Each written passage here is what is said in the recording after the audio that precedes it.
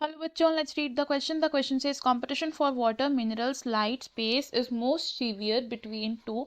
Option A, closely related species occupying same niche. Option B, closely related species occupying different niche. Option C, unrelated species occupying the same niche. Option D, species occupying different overlapping ecosystems. Question हमसे पूछा गया है कि water, minerals, light और space का जो competition होता है वो मोस्ट सीवियर होगा between what kind of organisms. हमारे पास 4 ऑप्शंस गिवन, हमें इनमें से करेक्ट ऑप्शन को चूज करना है। की कॉन्सेप्ट को समझते हैं पहले। इन दिस क्वेश्चन हमारा की कॉन्सेप्ट यूज हो रहा है कॉम्पिटिशन। तो कंपटीशन एक ऐसा पॉपुलेशन इंटरैक्शन है जिसमें दो इंडिविजुअल्स compete करते हैं फॉर रिसोर्सेज। एक ऑर्गेनिज्म का बेनिफिट होता है और दूसरे ऑर्गेनिज्म का हार्म होता है।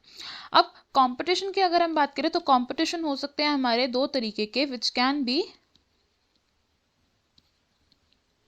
इंटरस्पेसिफिक कंपटीशन या फिर इंट्रा स्पेसिफिक कंपटीशन। अब जो इंटरस्पेसिफिक कंपटीशन होता है ये होता है बिटवीन द ऑर्गेनिजम्स ऑफ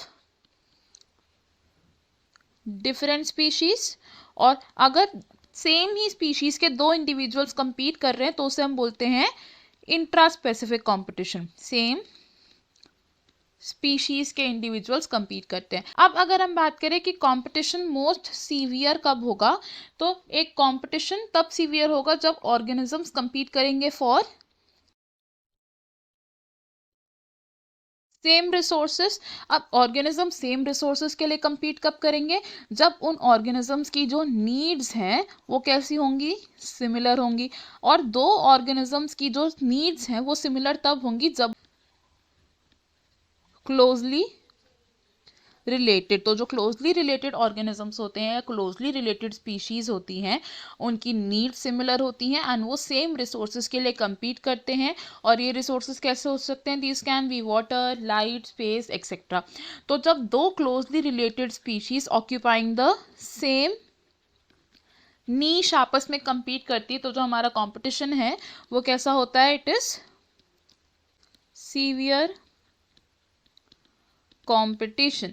तो हमारे पास हम यहाँ से क्या कंक्लूड कर सकते हैं कि हमारा जो ऑप्शन ए है वो हो जाएगा correct answer. Option be wrong होगा, क्योंकि अगर दो स्पीशीज डिफरेंट नीच पर प्रेजेंट है तो जो उनकी नीड्स हैं वो इतनी ज़्यादा सिमिलर नहीं होंगी, तो वो सेम रिसोर्सेज के लिए compete नहीं करेंगे एंड जो कॉम्पिटिशन होगा वो ज़्यादा सीवियर नहीं होगा।